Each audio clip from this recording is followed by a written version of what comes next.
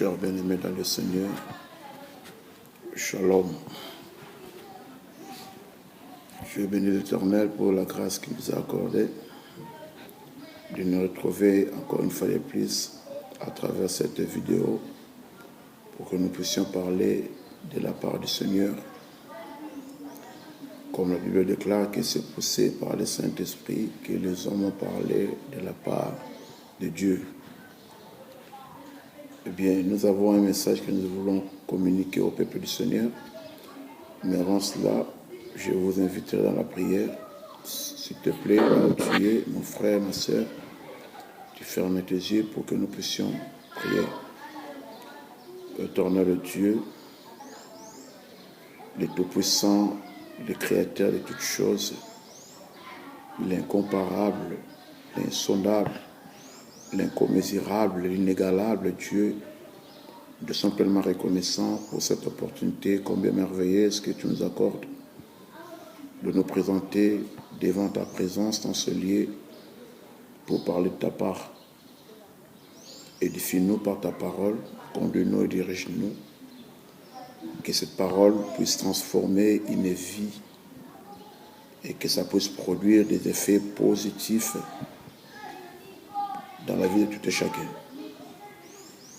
Que ton esprit qui est avec nous nous conduit et nous dirige et nous mettons en déroute toute force, toute puissance de l'ennemi au nom glorieux de Jésus-Christ, notre Seigneur Sauveur. Bénis ta parole et bénis tous les auditeurs et tous ceux qui auront à voir, à visionner, je veux dire, cette vidéo. Que la gloire te soit revenue dans le cœur de Dieu. Au nom puissant de Jésus, nous avons ainsi prié. Amen. Bien, chers bien-aimés, comme nous l'avons dit, nous voulons partager quelque chose en ce qui concerne la parole de Dieu. Notre thème s'intitule la doctrine, ou soit la redéfinition doctrinale. Cela peut vous surprendre. Et vous pouvez vous poser la question, mais qu'est-ce que celui-là veut nous dire?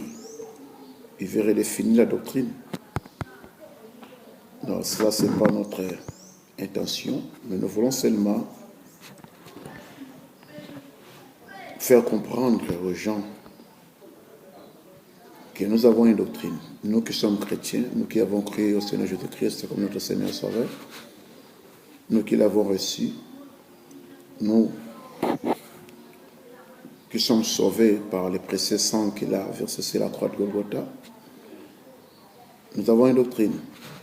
Nous consultons l'église du Seigneur. Je vais vous dire, pour commencer, que l'église du Seigneur n'est pas construite avec des briques, comme beaucoup nous font croire. Mais l'église du Seigneur est bâtie par les pierres, est bâtie avec des pierres vivantes. Jésus-Christ étant lui-même la pierre angulaire que les bâtisseurs ont rejeté. C'est lui-même le rocher. Quand on parle de l'église, nous ne voyons pas les bâtiments. Mais l'église, c'est l'ensemble des saints.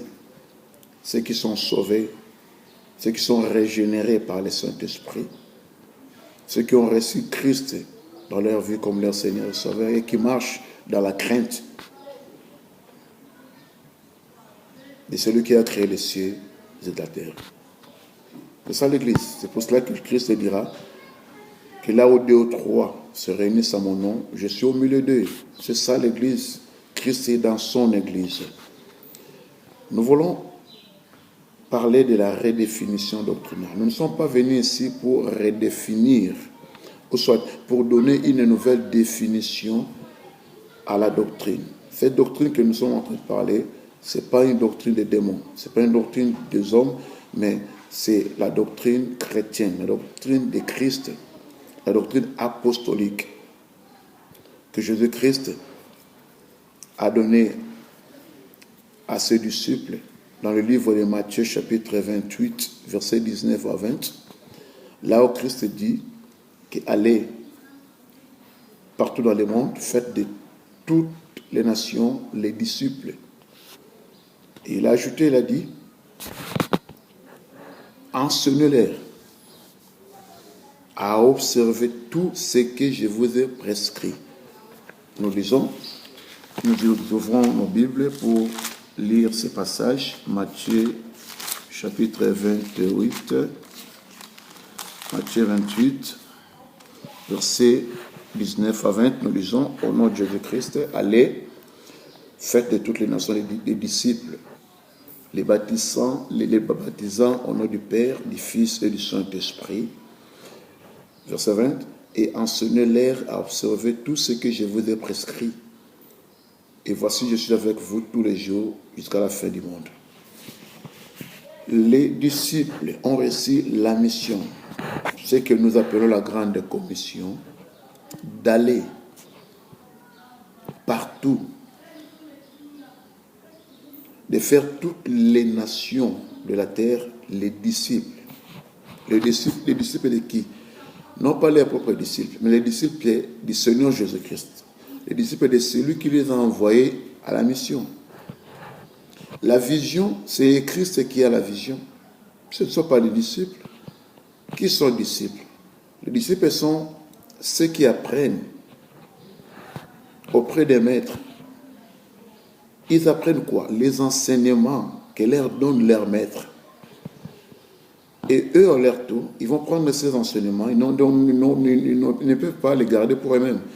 Ils doivent aller pour publier ces messages, ceux qu'ils ont reçus de leur maître, pour les dire à ceux qui n'étaient pas là où ils bénéficiaient, ils recevaient les enseignements. C'est pour ça que Christ, qui a vécu avec eux pendant 3 ans de ministère, de formation, de préparation, un jour, à la fin de sa mission terrestre, il leur a recommandé d'aller et de faire de toutes les nations. C'est sans distinction, sans discrimination. Il a dit toutes les nations, parce que toutes les nations sont les œuvres de l'Éternel. C'est Dieu qui les a créées. Il n'y a aucune nation qui s'est créée elle-même. Même le diable, il n'a rien créé. Nous savons tous que toutes les nations sortent de Dieu. C'est Dieu qui les a créés. Et ici, il envoie ses disciples d'aller faire de toutes les nations les disciples de Jésus. Il a dit, en les baptisant au nom du Père, du Fils et du Saint-Esprit. Ici, on ne parle pas de la Trinité. Non, la Trinité est diabolique, mon frère, ma soeur. La Trinité est diabolique. La Bible déclare qu'il n'y a qu'un seul Dieu. Il n'y a qu'un seul Dieu. Et ce Dieu-là se manifeste selon les circonstances de plusieurs manières. Ici, il a dit, vous devez les baptiser. Soit, baptisez-les à un seul nom. Ce nom, c'est le nom que porte le Père. Les mêmes noms, le Fils les porte. Et le même nom, c'est le nom de l'Esprit. Du Saint-Esprit. Ici, on n'a pas cité 3 noms. Le nom du Père, le nom du Fils, le nom du Saint-Esprit. Non, Christ n'a pas dit que les baptisant au nom du Père, au nom du Fils, au nom du Saint-Esprit. Non. Cela montre qu'il y a 3 personnes qui ont chacune un nom distinct ou particulier. Mais ici, il a parlé au nom du Père. Même le nom ici, le nom est écrit au singulier. Il n'y a qu'un seul nom. Le même nom, c'est le nom du Père. Le même nom, c'est le nom du Fils. Le même nom, c'est le nom du Saint-Esprit. Il faut éviter toute confusion parce qu'il y a de ces gens-là qui interprètent mal les Saintes Écritures. Ils ont introduit la Trinité dans l'Église du Seigneur. Non. La Trinité, c'est diabolique. C'est diabolique.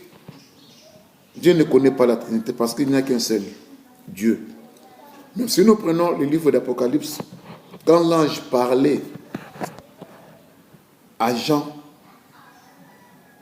je crois, Apocalypse 5, Jean n'a vu qu'un seul trône là. Un seul trône. Il n'a pas vu 3 trônes. Un trône pour le Père,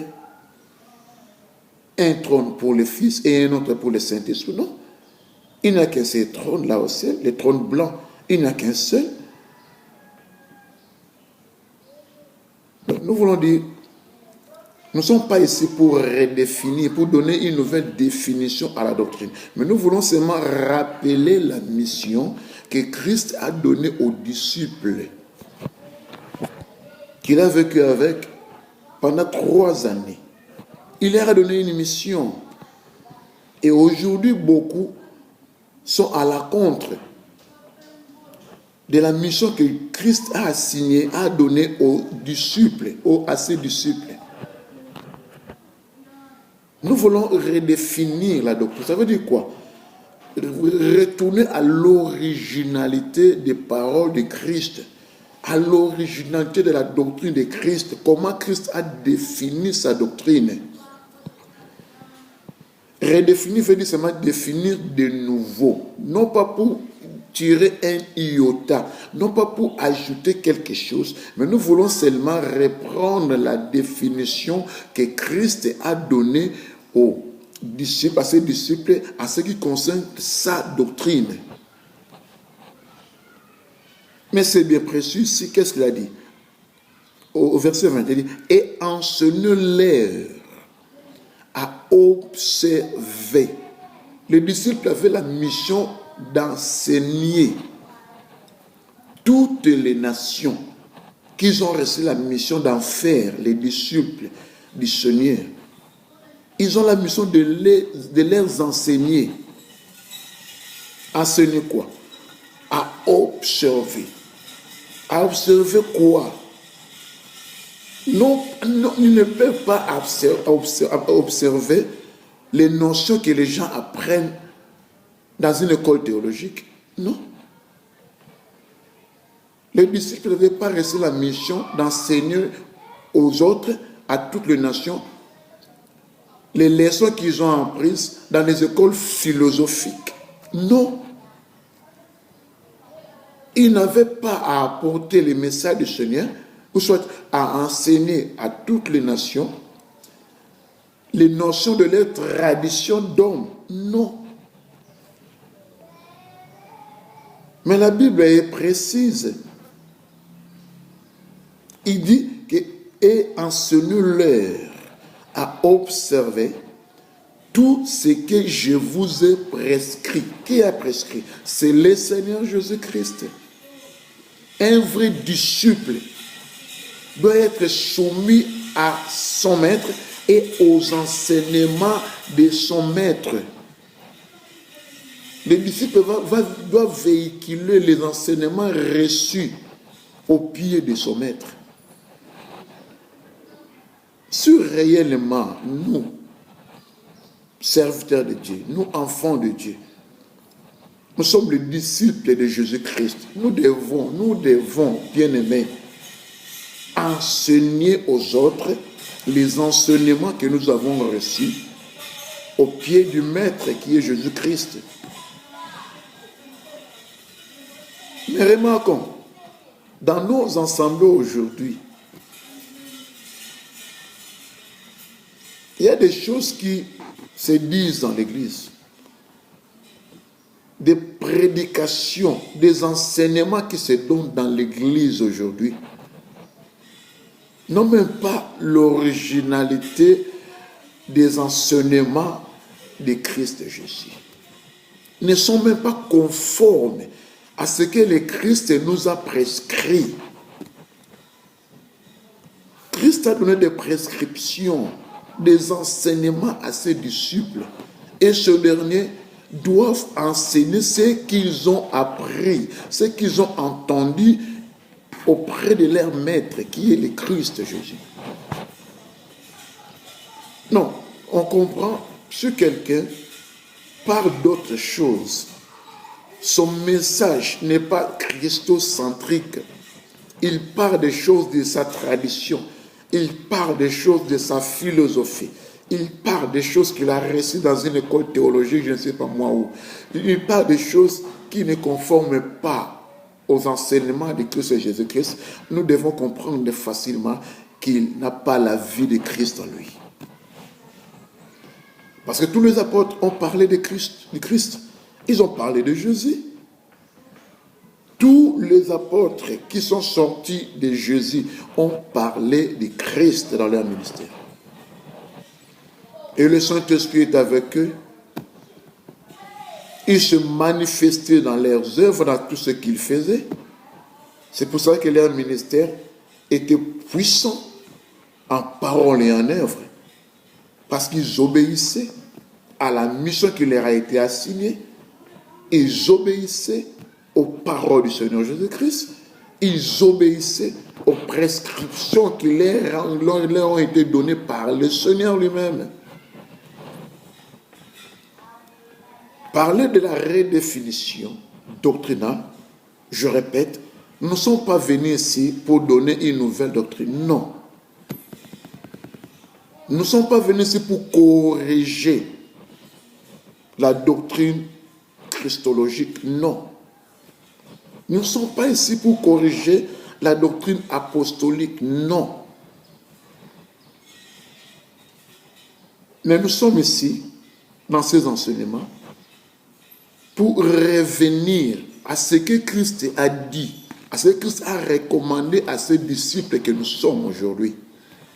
Ce que nous devons faire, ce que nous devons communiquer aux autres, ce que nous devons assigner comme mission. Parce que les visionnaires, comme je viens de dire, les visionnaires c'est Christ. Nous ne sommes pas les visionnaires. Nous sommes des missionnaires car nous avons reçu la mission. Même l'apôtre Paul n'est pas visionnaire. L'apôtre Pierre n'est pas visionnaire. Tous les apôtres qui nous récitent la Bible ne sont pas des visionnaires. C'est le Christ qui est la vision de l'Église. La vision de l'Église appartient à son visionnaire qui est Christ. Nous sommes tous des missionnaires. Il nous a envoyés en mission. C'est pour ça que vous verrez que même Paul faisait des voyages, non des voyages visionnaires. Il faisait des voyages missionnaires. Il allait en mission pour parler de Christ, pour nommer Christ là où Christ n'était pas encore nommé. Il a implanté les églises à Éphèse, à Colosse, à Corinthe, à Philippe et dans plusieurs contrées. Il n'était pas allé bâtir l'église. Voilà encore une autre confusion. Il n'était pas allé bâtir les églises parce que l'église a été déjà bâtie. Les bâtisseurs de l'église, c'est Christ lui-même qui en est le fondateur. On ne bâtit pas l'église du Seigneur, non. Tu peux bâtir ton église parce qu'il y a aussi des églises des hommes. Ça c'est vrai. Il y a aussi des églises des hommes. Et Satan aussi a ses propres églises. Mais si nous parlons de l'église de Jésus, selon Matthieu 16, 18, lisons. Matthieu chapitre 16, verset 18. Nous devons demeurer dans les Écritures. Matthieu 16, 18. Nous lisons la parole de Dieu au nom du Seigneur Jésus-Christ. Qu'est-ce que Christ a dit? Il a dit, et moi, je te dis que tu es Pierre, et que sur ce roc je bâtirai mon église, et que les portes de séjour des morts ne prévaudront point contre elle. Amen. Ça c'est Christ qui parle. C'est Jésus qui parle. Il s'adresse à Pierre. Nous savons cette circonstance. Christ, un jour, il a posé la question à ses disciples qui étaient avec lui. Il a dit, qu'est-ce que les gens disent de moi? Ils ont répondu que les autres disent, les uns disent que tu es un prophète, les autres disent que tu es Jean-Baptiste, les autres disent que tu es Élie, tout cela, tout cela. Il leur a posé la deuxième question. Il leur a demandé, et vous, qui êtes toujours avec moi? Qui dites-vous de moi? Pierre s'est levé. Il a dit, tu es le Christ, le Fils du Dieu vivant. Et Jésus lui a dit, Simon, fils de Jonas, ce n'est pas la chair et le sang qui t'ont révélé ces choses que tu es en train de dire, mais c'est mon Père qui est là dans les cieux, celui qui t'a révélé ces choses. Jésus a dit, tu es Pierre, au verset 18. Il a dit, tu es Pierre. quand tu dis que tu es Pierre, oui, il s'adressait à Pierre. Alors nous savons tous que Pierre est venu vers Jésus avec le nom de Simon, fils de Jonas. Simon ne veut dire que roseau, cette plante aquatique qui est agitée par les mouvements de l'eau. Mais Jésus, c'est lui qui l'a changé le nom. Il l'a appelé Céphas, qui veut dire pierre. Une petite pierre. Et ici, qu'est-ce que Jésus lui dit? Il dit que tu es Pierre. Jésus savait que le nom, que portait ce nom, Tom qui était devant lui, c'est Pierre, parce que c'est Jésus qui lui a donné le nom de Pierre. Mais ici, Jésus ne l'appelle pas. Il dit la nature de l'homme qui était devant lui. Il a dit que tu es Pierre. Ça veut dire que tu es une petite pierre. En grec, c'est Petros. Petros, ça veut dire un petit caillou. Une petite pierre.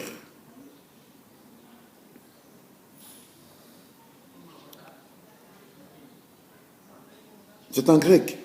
Parce que nous devons savoir que le Nouveau Testament que nous avons a été écrit en langue grecque.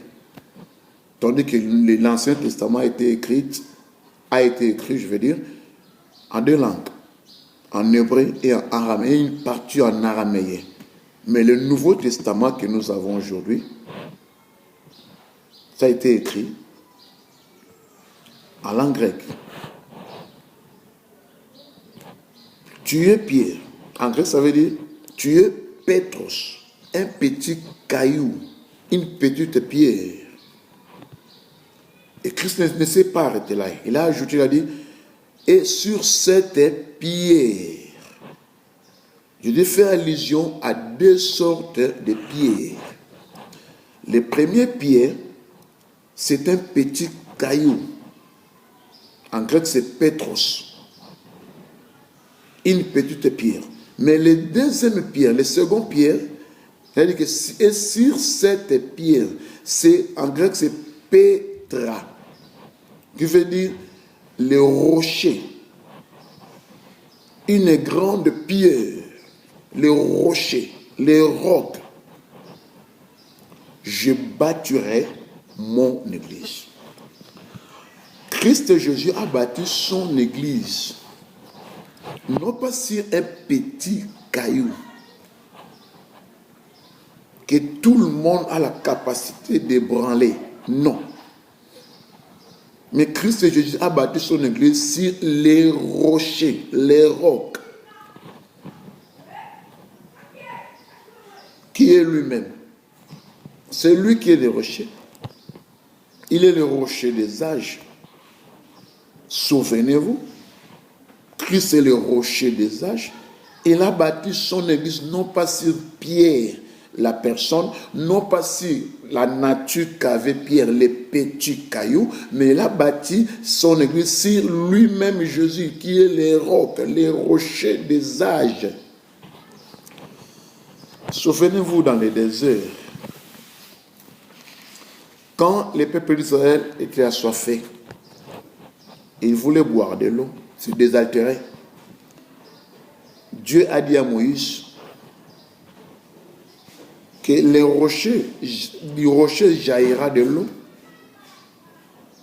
Et les peuples, pendant les marches désertiques, étaient abreuvés par l'eau du rocher. L'apôtre Paul nous explique. Prenons 1 Corinthiens chapitre 10. 1 Corinthiens chapitre 10.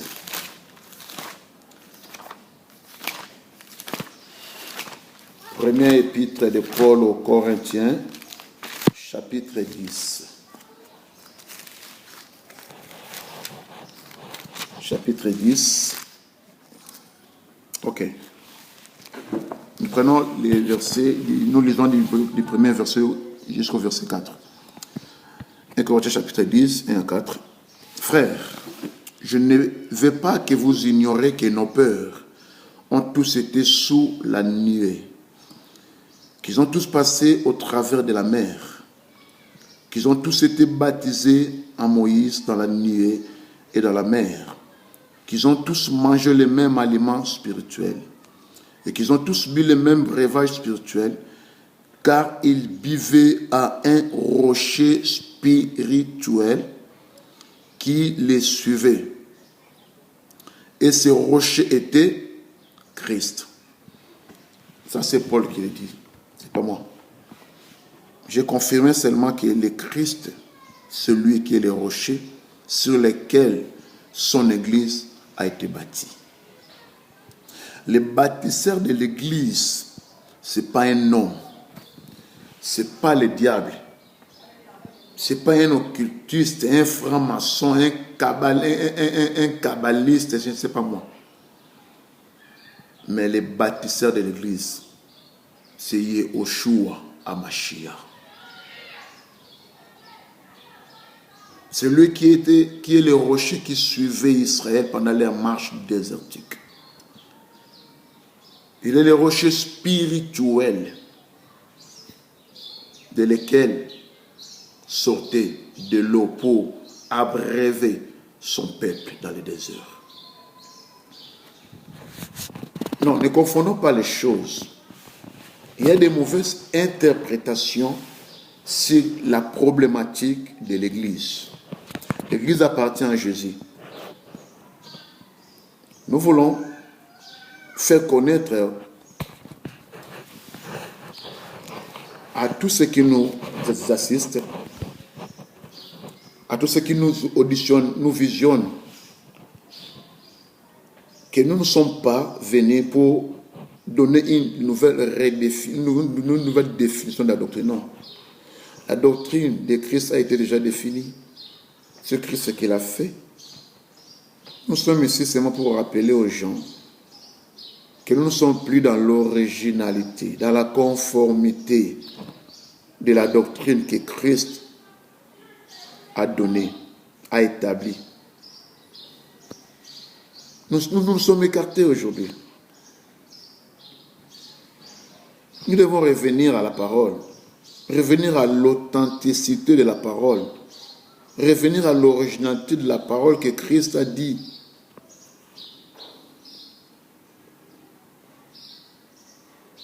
Nous avons lu dans Matthieu 28, versets 19 à 20,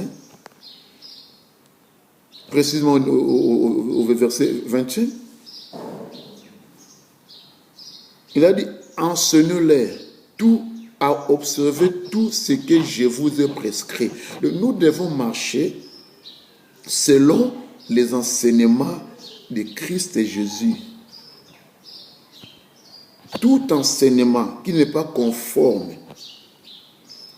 aux enseignements de Christ et Jésus, c'est la doctrine des démons que Paul dit à son fils Timothée. Il y a aussi la doctrine des démons. La doctrine, c'est quoi? C'est l'ensemble des enseignements. La doctrine ne veut dire que l'ensemble des enseignements. Nous ne sommes pas venus donner une nouvelle redéfinition. Nous voulons seulement rappeler aux gens que nous devons faire recours à l'authenticité de la parole, recours à l'originalité de la parole. Nous devons retourner à la Bible, lire la Bible, méditer la parole de Christ pour bien l'interpréter. Ne nous lançons pas à la fausseté qui se produit aujourd'hui dans plusieurs assemblées.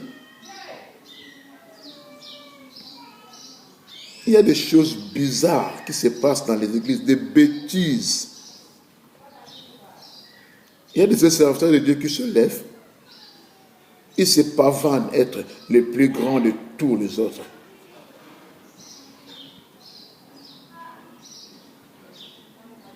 En prêchant des choses qui ne cadrent pas avec la doctrine des apôtres. Ils ramassent les choses par-ci, par-là, et ils les apportent à l'église pour enseigner, entre guillemets, enseigner aux enfants de Dieu. Bien-aimés, nous sommes au temps de la réforme. Nous sommes au temps de la redéfinition doctrinale. Nous devons faire recours à l'authenticité de la parole de Dieu. Voir ce que Christ a dit. et pratiquez cela. Tout celui qui marchera à l'encontre de la parole du Seigneur, il ne sert pas Dieu, mais il sert le diable, Satan. Jésus-Christ a dit, personne ne peut servir deux maîtres à la fois. Nous devons choisir. Si nous sommes les serviteurs de Dieu, restons avec Dieu. Si nous sommes les serviteurs de Satan, restons avec Satan. Ne mélangez pas les choses. Il y a des mélanges, des méli-mélos dans l'évangile aujourd'hui. L'Église appartient à Jésus. Nous voulons d'abord expliquer ça. Non, personne ne peut dire que dans mon église, toi tu n'as pas une église, cher bien-aimé. Tu n'as pas une église. Là, je m'adresse aux hommes de Dieu. Tu n'as pas une église, toi. Sache que tu es un travailleur, un employé, que Dieu t'a employé, un serviteur, que Dieu t'a placé là pour conduire les âmes de son peuple. Le peuple de Dieu, ce n'est pas ton peuple. Tu n'as même pas une église, toi. Parce que l'église n'est pas le bâtiment. Tu peux être le propriétaire de la parcelle, là où s'assemblent les saints. Oui, tu en es le propriétaire, mais tu n'es pas le propriétaire de ces âmes-là. Ces âmes appartiennent à Dieu. Ce que Dieu appelle l'église, c'est l'ensemble des saints, l'ensemble de ces âmes-là qui viennent, qui se rassemblent pour adorer le Seigneur, pour écouter la parole de Dieu. C'est ça l'église. Si l'église bâtiment t'appartient, mais l'église corps de Christ a son propriétaire. C'est le Christ Jésus. Ne dites pas dans mon église j'ai 500 membres. Dans mon église, nous commençons le culte à 8 heures et nous terminons à 12 heures. Si tu arrives en retard, il n'y aura plus de place pour toi. Non, ne dites pas ça. Parce que l'église ne t'appartient pas. Il y a ces gens-là qui se lèvent, ils disent que dans mon église, si tu ne m'obéis pas, si tu me manques de respect, je te chasse de mon église.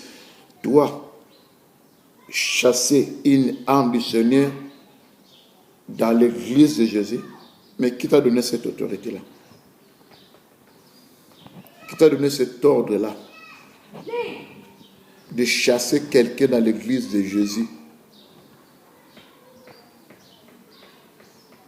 Si c'est ton église, chasse-les, parce que c'est ton église. Mais si l'église appartient à Jésus, tu n'as pas cette autorité-là, tu n'as pas ce droit-là. Qui sauve l'âme du perdu? Ce n'est pas toi, c'est le Seigneur.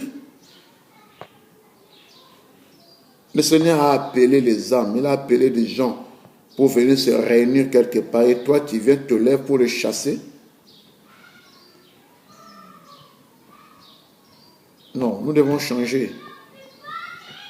Que les peuples de Dieu comprennent ces choses. L'église n'appartient pas à un homme mortel qu'il soit. Savons-nous que la vie d'un homme est limitée dans l'espace et dans le temps? Tout ce qui commence finit.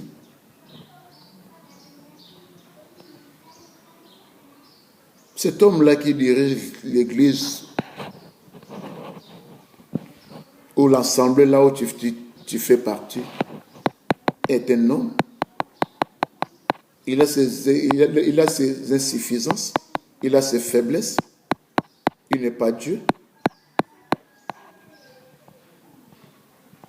Il est sujet à des erreurs, parce que même les latins disent que errare humane est, ce qui veut dire l'erreur est humaine. L'erreur est liée à l'humanité. Dieu ne commet pas l'erreur. L'erreur n'est pas divine. Dieu ne commet pas l'erreur, c'est l'homme qui commet l'erreur. Celui qui te dirige là, ton pasteur, ton évangéliste, ton apôtre, ton prophète là. Il est un homme. Tu ne peux pas l'adorer. Respecte-les comme un homme de Dieu. Ne te prosterne pas devant lui, parce que la prosternation n'est réservée qu'au Dieu suprême, à Jésus-Christ, le Dieu créateur de toutes choses.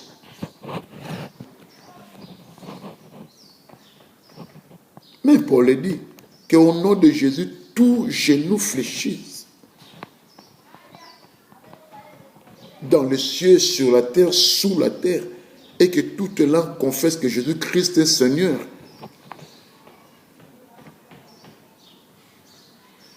Non, l'Église du Seigneur, nous devons comprendre ces choses. Revenons à la doctrine des apôtres. Nous avons des épîtres dans la Bible. Lisons ces épîtres, relisons-les. Nous allons comprendre, voir comment les apôtres ont marché avec le Seigneur, comment les apôtres ont servi le Seigneur. Paul dit quoi? Il dit, soyez mes imitateurs, parce que nous sommes les nations. Nous ne sommes pas Israël. Nous avons reçu les messages à travers Paul, qui est l'apôtre des gentils. Dieu lui a envoyé pour qu'il puisse sortir hors d'Israël, pour aller partout dans le monde, pour apporter les messages. C'est pour ça qu'il avait fait des voyages non visionnaires, des voyages missionnaires. Il est allé en Europe pour prêcher la parole du Seigneur, pour nommer Christ là où Christ n'était pas encore nommé. Il est allé vers les nations pour apporter les vrais évangiles du Seigneur Jésus-Christ. Et qu'est-ce qu'il dit? Il dit, soyez mes imitateurs. Comme moi je le suis de Christ, c'est parce que Paul savait qu'il est de Christ. Il est sorti de Christ. Il n'avait qu'un seul message. Il ne prêchait que le Christ crucifié. Son message était christocentrique. Lui qui était imitateur de Christ, il doit apporter seulement le message qu'il a reçu du Christ pour nous l'apporter. Nous avons comme référence Jésus-Christ qui est notre Seigneur Sauveur. Même quand nous lisons Éphésiens 4, 11. Les 5 dons de la parole. Les 5 dons ministériels. Qui donne ces dons? C'est Christ et Jésus. Si tu es un pasteur, si tu es un évangéliste, tu es un apôtre, tu es un prophète, tu es un docteur de la parole, tu dois savoir que non, tu es sorti de Christ. C'est Christ qui t'a donné les dons que tu as. C'est le Christ qui t'a fait ce que tu es. Tu dois parler de Christ. Nomme-le là où il n'est pas encore nommé. Prêche Christ. Dans nos nombreux ensembles aujourd'hui, on ne prêche plus Christ. On ne prêche plus Christ. Il y a des hommes de Dieu qui se prêchent eux-mêmes. Ils se présentent eux-mêmes. En lieu et place de présenter celui qui est mort à la croix pour l'humanité. Et c'est pour cela que vous vous appropriez l'église. Que c'est mon église, dans mon église. Toi, tu ne peux pas avoir une église. Savez-vous qu'est-ce que Christ a souffert pour que l'église qui était en lui puisse sortir? Il a souffert. À la place de la couronne de gloire, on a placé sur sa tête une couronne d'épines qui le blessait et le sang coulait. Il a été crucifié à la croix. Ses mains, ses pieds ont été troués par des clous. Il a reçu des fouets. On a craché sur lui. On l'a dénudé. Laissé nu à la croix de Golgotha. On l'a frappé. On l'a percé la côte avec une lance. Il a tout supporté pour faire sortir son église. L'église qu'il avait promise. Dans Matthieu 16, 18, c'était une prophétie. Matthieu 16, 18, c'est une prophétie christique. Il a fait une prophétie Il a dit que tu es pierre, et sur cette pierre, je bâtirai mon église. Il a dit, je bâtirai, même le verbe bâtir est conjugué au futur simple. À ce moment-là, l'église n'était pas encore née, mais l'église était en Christ. L'heure n'était pas encore arrivée pour que cette église-là qui était en lui puisse sortir de lui. Il a prophétisé. Et cette prophétie devait être accomplie. Parce que c'est lui qui dit un mot et la chose arrive. Et il a payé le prix. Il est monté à la croix, humilié, frappé, méprisé, torturé, crucifié. Pour que la prophétie du Matthieu 16, 18 s'accomplisse et que l'Église puisse naître de lui. Il a souffert les douleurs de l'enfantement. Il est même parvenu au jardin de Gethsémani de dire au Père, tu ne peux pas éloigner cette coupe. Mais comme tout a été prédestiné, il devait boire la coupe. Ça veut dire qu'il devait mourir à la croix pour le salut de tous. Mais toi qui se pavane, qui bombe la torse, qui dit que mon église, qu'est-ce que tu as fait là? Qu'est-ce que tu as fait pour l'église? Si Dieu te donne les âmes à gérer, à conduire, sache que tu as une mission, que tu as reçu du Seigneur. Répands-toi, bien-aimé. Cher prédicateur, cher pasteur, cher conducteur des âmes, répands-toi. L'église ne t'appartient pas. Nous avons la mission de préparer un peuple bien disposé pour le Seigneur. C'est ça la mission que Dieu a donnée à Jean-Baptiste. De préparer un peuple bien disposé pour le Seigneur. L'église ne nous appartient pas. Ce peuple-là qui vient pour écouter la parole de Dieu ne nous appartient pas. C'est le peuple du Seigneur, le peuple de Jésus. Rentrons aux prescriptions de Jésus. Rentrons aux enseignements de Jésus. Quand nous sommes devant les peuples de Dieu pour les enseigner, nous devons leur présenter Christ. Il est l'époux, l'église c'est l'épouse. Parce que Christ revient. Il a dit, je reviens bientôt. Il revient comme un époux pour chercher son épouse, qui est l'église. L'église sera montée et va faire la rencontre avec l'époux dans les nuées. Et l'époux va amener son épouse pour célébrer les noces de l'agneau. Nous, hommes de Dieu, nous, serviteurs de Dieu, nous sommes que les maris, les amis de l'époux. L'épouse nous est confiée pour que nous puissions la préparer. Nous ne pouvons pas parler de ce qui nous concerne à l'épouse. Cher bien-aimé, toi, les prédicateurs, les pasteurs, je ne sais pas si toi qui as le privilège, soit l'opportunité de te présenter devant les peuples pour les prêcher la parole du Seigneur, tu dois savoir que ces peuples-là ne t'appartiennent pas. Ne t'appartient pas. Ça appartient au Seigneur. C'est l'épouse de Christ. Tu dois lui parler de son époux. Ne viens pas pour présenter tes richesses devant les peuples du Seigneur. Tes multi-voyages que tu as fait dans le monde, autour du monde, par-ci, par-là. Tu es allé aux États-Unis, en Chine, à Dubaï, je ne sais pas où. L'Église n'a pas besoin de ça.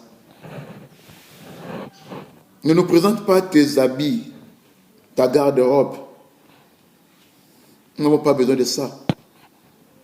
Nous avons besoin de Christ. C'est pour ça que Philippe se lèvera, il dira au Seigneur, montre-nous le Père. Et ça nous suffit. C'est ça le message.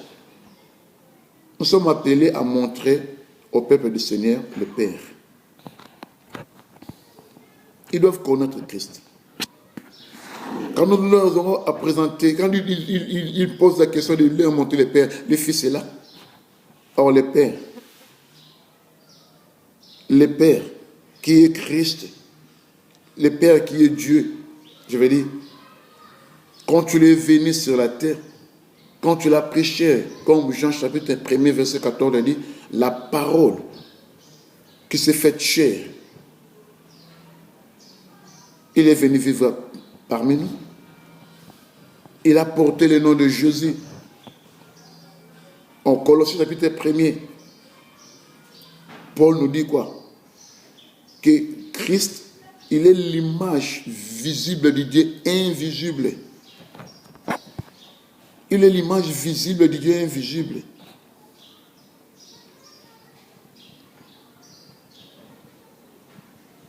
Dieu est apparu, Dieu est venu pour marcher sur les surfaces de la terre. Comme Dieu est esprit, comme Jésus explique à la femme samaritaine. Jean chapitre 4, verset 24. Il a dit que Dieu est esprit. Et l'esprit, on ne le voit pas, on ne le touche pas. Mais on sent qu'il est présent. Et cet esprit-là a pris chair. Il est venu vivre parmi nous. Il a été identifié par le nom de Jésus parce qu'il est venu pour sauver. Jésus veut dire Dieu sauve. Il est venu sauver. Il devait porter un nom. Et le nom qu'il a porté, c'est Jésus. Il est venu pour sauver l'humanité qui était perdue. Présente Christ, bien-aimé. Peuple du Seigneur, n'ouvre pas tes oreilles pour écouter les fables. N'ouvre pas tes oreilles pour écouter les discussions stériles et vaines. Ouvre tes oreilles pour écouter le vrai message du Seigneur. Le vrai évangile est à notre portée. Quand tu prêches, tu auras des enfants, tu vas te marier, tu vas faire le tour du monde, tu vas voyager. Non, ça, ce n'est pas l'évangile. Ça, ce n'est pas l'évangile. L'évangile concerne la personne de Christ. Quand tu prêches Christ. Quand tu prêches Christ, j'insiste, quand tu prêches Christ, accepte là où on te prêche Christ, là où on te prépare pour le royaume du Seigneur Jésus-Christ. Tout chrétien doit savoir que nous sommes des pèlerins sur cette terre. Cette terre ne nous appartient pas. Nous avons une cité, notre cité est céleste. Nous sommes en voyage, nous sommes en pèlerinage dans ce monde. Un jour, nous quitterons ce monde pour rentrer dans notre cité qui est céleste. Là où l'éternel Dieu, Jésus-Christ et Yahushua Mashiach nous attend, il viendra nous chercher.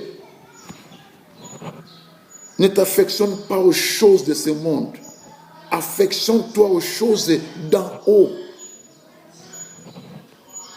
Demande le renouvellement de l'intelligence.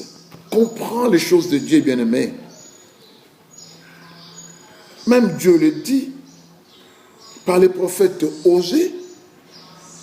Chapitre 4, verset 6, qu'est-ce que Dieu dit? Il dit que mon peuple est détruit parce qu'il manque quoi? La connaissance. Waouh! Dans nos assemblées, la connaissance manque. Beaucoup de nos frères et sœurs qui viennent à l'église, qui viennent se rassembler pour prier, pour adorer, pour écouter la parole de Dieu, n'ont pas la connaissance des choses de Dieu. Ceux qui ont des Bibles, ils ne la lisent pas. Ils ne méditent même pas la parole de Dieu. Il y a même de ceux-là qui n'ont même pas une Bible. Ils n'ont même pas une Bible. Non, franchement, bien-aimés, à l'ère où nous sommes, nous devons nous comporter comme les béréens.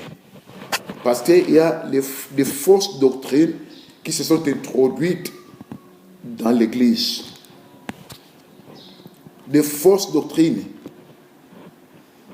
Les Béréens, quand ils écoutaient Paul parler, la Bible déclare, ils vérifiaient pour savoir si ce que cet homme de Paul dit est exact.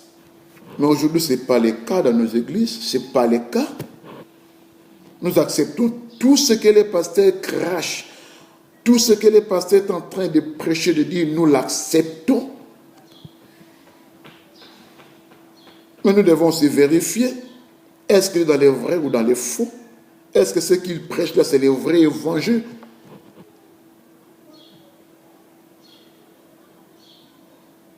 C'est pour cela que les hommes de Dieu aujourd'hui, surtout les hommes de Dieu occultistes, parce qu'il y a des occultistes dans l'église, des hommes de Dieu occultistes, des hommes de Dieu francs-maçons, des hommes de Dieu qui pratiquent la cabale juive. Ils sont dans l'église aujourd'hui. Faites attention, mon frère. Faites attention, ma sœur. Toi qui fréquentes une assemblée quelconque, tu dois savoir qu'aujourd'hui, il y a des loups ravisseurs dans l'église du Seigneur. Ils se sont habillés en peau de brebis, mais leur vraie nature, ce sont des loups. Il y a des mercenaires même dans l'église qui escroquent les peuples du Seigneur. Des brigands qui font de la piété une source de gain. Ils prêchent pour l'argent. Ils déclarent des fausses prophéties pour tromper les gens. Avant de prier pour toi, ils te demandent l'argent. Tout est devenu... Tu veux dire quoi? Tout est devenu payant à l'église. Les prophéties sont devenues payantes. Les délivrances payantes. Les prières payantes. Mais la Bible déclare que nous avons reçu gratuitement. Nous devons aussi donner gratuitement.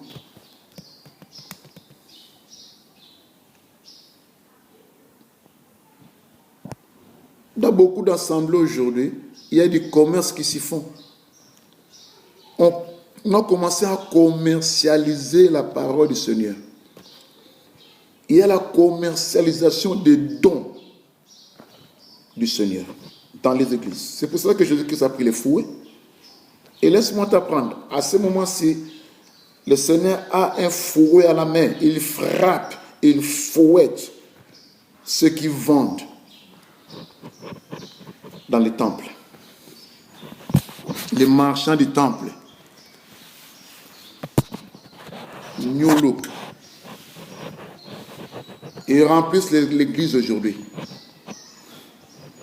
Non, soyons sérieux, parce que le Seigneur que nous servons est sérieux. Non, Dieu est sérieux. Jésus-Christ est sérieux. Nous qui sommes ses serviteurs, nous devons être sérieux. Nous devons avoir la nature de Dieu. Le Dieu que nous servons est responsable. Nous devons être des responsables. Vous rencontrez un homme de Dieu menteur. Il ment. Un escroc. Un voleur. Mais c'est ça, ce n'est pas la nature de notre Seigneur Jésus-Christ. Jésus n'est pas un menteur. Jésus n'est pas un voleur. Jésus n'est pas un escroc.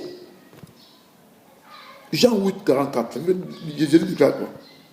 Le père des mensonges, c'est qui? C'est le diable. Un pasteur qui ment, il n'est pas un fils de Dieu. C'est le fils du diable. Parce que le père du mensonge, c'est le diable. Mais vous supportez toutes ces choses. Vous les supportez. Il y a de ces hommes de Dieu qui falsifient les messages, l'évangile de Jésus-Christ. Mais vous les acceptez, vous les accueillez comme des rois, comme des princes. Il y a de ces hommes de Dieu qui vendent de l'eau. Ils prennent de l'eau, ils les mettent dans une bouteille qui porte leurs effigies, leurs photos. Ils le nomment quoi? L'eau bénite, l'eau onctionnée. Ce sont des bêtises.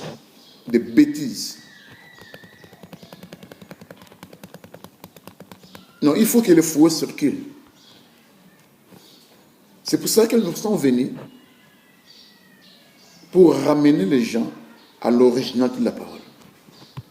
Tout ce qu'ils font là dans l'église, ça se trouve où? Dans la Bible, il n'y a pas. Il n'y en a pas. Ce n'est pas la doctrine apostolique, ce n'est pas la doctrine chrétienne, ce n'est pas la saine doctrine. Ce n'est pas la saine doctrine. Saine veut dire quoi? Saine veut dire ce qui n'est pas corrompu. Ce qui n'est pas corrompu. La saine doctrine, ça veut dire les enseignements qui ne sont pas corrompus. Les enseignements qui sont propres, qui ne connaissent pas de corruption. Mais qu'est-ce que nous voyons aujourd'hui? La doctrine que vous pratiquez dans l'église, dans l'assemblée où tu te réunis là. C'est une doctrine corrompue, ce n'est pas la sainte doctrine. Et toute doctrine corrompue, c'est la doctrine des démons. La doctrine des démons. Réveille-toi, cher bien-aimé. Réveille-toi, ma sœur. Tu fréquentes cet ensemble-là. Ton pasteur là était un occultiste. Ton pasteur là pratique la cabale des juifs. Il porte des toches, des képas. Il amène dans l'église des chauffards. Il vend de l'eau, il vend de l'huile, il vend du sel. Il vend de quoi? De gourmets, je ne sais pas moi, de quoi? Des bracelets en plastique. Il vous recommande de prier avec des bougies allumées. Imaginez un peu, ça se trouve où dans la Bible? Et nous devons savoir que nous sommes aujourd'hui dans la nouvelle alliance. L'église de Dieu n'a pas de place réservée pour les sacerdoces lévitiques. Le port des vêtements sacerdotaux n'a pas de place dans l'église de Jésus. L'église que Jésus a prophétisée à Pierre et aux autres, que je bâtirai mon église sur ces rocs. Et l'église que Jésus-Christ a fait sortir de lui à la croix de Golgotha, quand on a percé la côte, il déclare quoi? L'eau et le sang ont coulé. Ce sont les signes de la maternité de la naissance. L'église a été née ce jour-là. Et ça a commencé officiellement le jour de la Pentecôte, Actes chapitre 2, quand le Saint-Esprit est venu. Dans cette église-là de Jésus-Christ, on ne peut pas vendre de l'eau. Revenons à l'église primitive. Dans l'église primitive, il y avait l'amour qui y résidait. On ne vendait pas de l'eau, on ne vendait pas de l'huile, on ne vendait pas de sel, on ne vendait pas de bracelets en plastique comme on voit aujourd'hui, on ne vendait pas même les t-shirts avec l'effigie des pasteurs. On ne vendait même pas les photos des pasteurs pour les mettre au grand format dans vos maisons. Quand tu veux prier, tu vas t'agenouiller devant les photos de ton pasteur. Ça, c'est de l'occultisme, du satanisme. Voilà comment les peuples de Dieu sont envoûtés.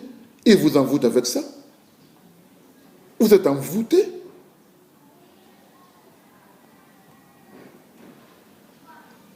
Sortez des millénaires. Sortez du millénaire. Si vous rencontrez ces choses dans l'assemblée où tu pries, où tu t'es réuni là, si tu vois ces choses bizarres, bien-aimé, je te donne un conseil en tant que ton frère. Sortez de ces maisons sataniques. Ça, ce n'est pas l'assemblée, ce n'est pas l'église de Jésus. Ça ne fait même pas partie du corps de Christ. C'est un sanctuaire satanique. On utilise tes dons, on utilise tes grâces, on utilise ce que Dieu a mis en toi, on étouffe ce que Dieu a mis en toi. C'est pour ça que tu te sens borné. Tu ne peux même pas demeurer dans la présence de Dieu. Tu es limité, tu te sens mal à chaque moment. Tu fais de mauvais rêves parce que ton pasteur là t'a envoûté. Il a déjà vendu ton âme au diable. Tu ne progresses pas dans les choses de Dieu. Tu n'as même pas la maturité spirituelle, car tout ce que tu as fait, le Seigneur, a été étouffé par ton pasteur occultiste. Là. Jésus-Christ est venu pour libérer les captifs. Mais dans vos assemblées, là, vous vous réunissez. Vous êtes des otages des pasteurs. Des otages de ceux que vous appelez des daddies. Ils vous enferment encore. Ils vous mettent dans la prison satanique. Sortez au milieu d'eux. Nous devons revenir à ce que Christ a dit. Revenons à la vraie parole. Lisons nos Bibles. Méditons la parole du Seigneur. Ne vous confiez pas à ce que disent les gens. Oui, ton pasteur peut prêcher une bonne prêche. C'est pas mauvais, mais tu dois vérifier ce qu'il a dit là. Tu dois avoir la connaissance pour comprendre qu'il est dans l'erreur, qu'il est dans l'égarement. Il y a beaucoup de hommes de Dieu qui sont égarés. Ils sont égarés. Ils sont animés par l'esprit d'égarement. Qui les a égarés? Ce n'est pas le diable, mais c'est Dieu même qui les a livrés dans l'esprit d'égarement, car ils ne veulent pas obéir à la vérité. La vérité n'est plus prêchée dans l'église. La vérité, c'est Christ. Dans l'église où on ne prêche pas Christ, il n'y a pas de vérité. Or, Christ, qu'est-ce qu'il a dit? Jean chapitre 8, verset 32. Il a dit, vous connaîtrez quoi? La vérité. Or, la vérité, c'est Christ lui-même. Jean 14, 6, il dit quoi? Je suis le chemin, la vérité et la vie. La vérité, c'est Jésus. Jean 8, 32 dit, vous connaîtrez la vérité. Vous connaîtrez quoi? La vérité.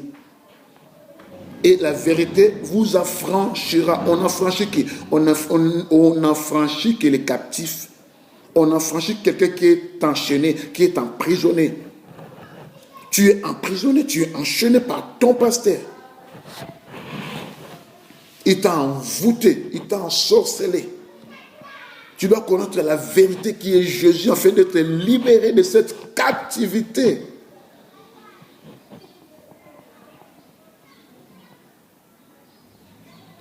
Nous avons des choses à dire. Ça, c'est la première vidéo. Nous avons dit que notre thème est intitulé la redéfinition doctrinale. Nous devons revenir à la vraie définition de la doctrine de Christ. Nous ne venons pas pour ajouter quelque chose, ni pour retrancher un iota de la parole, non. Mais nous voulons faire seulement connaître, savoir au peuple du Seigneur que nous devons faire recours à l'authenticité de la parole. Retour à la Bible, retour à la parole du Seigneur. Ce que Christ a dit, c'est ce que nous devons pratiquer. Ce que Christ n'a pas dit, nous ne pouvons pas le faire. Nous avons le Saint-Esprit. Christ a dit quoi? Je vous enverrai l'autre consolateur qui vous annoncera toutes choses. Le Saint-Esprit est venu, il nous annonce toutes choses. Il nous annonce toutes choses. Si tu as le Saint-Esprit en toi, il va t'annoncer toutes choses. Ce que le Saint-Esprit ne t'a pas encore annoncé, tu attends, mais n'interprète pas mal les Écritures. Nous devons mettre tout au clair. Je vous promets, Dieu nous fera grâce. Nous ferons au total 5 à 6 vidéos pour parler de ce thème qui est la redéfinition doctrinale. Et vous ne serez pas déçus. Moi, je crois que vos écailles, les écailles tomberont de vos yeux et les voiles qui vous empêchent de comprendre les choses de Dieu tombera. Et vous serez libres, affranchis, parce que Jésus continue de dire que si le Fils vous affranchit, vous serez réellement libres. Que Dieu vous bénisse. Prions. Je te loue, grand Dieu. La Bible déclare qu'au commencement était la parole. La parole était avec Dieu. Et la parole était Dieu. Père, que cette parole que tu as délivrée aujourd'hui à travers ton humble serviteur puisse transformer les vies, puisse amener quelqu'un à comprendre ce qui n'avait pas encore compris pendant les temps qui se sont passés. Nous sommes au temps de la connaissance. Nous sommes au temps de la vérité. Nous sommes au temps de la révélation, Père. Que ton peuple ne demeure plus dans l'ignorance, mais qu'il soit révélé, éclairé, afin de se lever pour s'opposer à toutes les fausses doctrines, à tous faux enseignements qui leur sont prêchés. Au nom glorieux de Jésus-Christ, mon Seigneur Sauveur, je libère le peuple du Seigneur de la captivité des hommes et de Dieu, de la captivité du diable, Père. Que la vérité leur soit prêchée dans toute sa pureté et dans toute son originalité.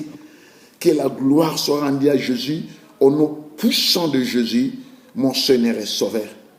Gloire soit rendue à Yahushua, à Mashiach. Amen.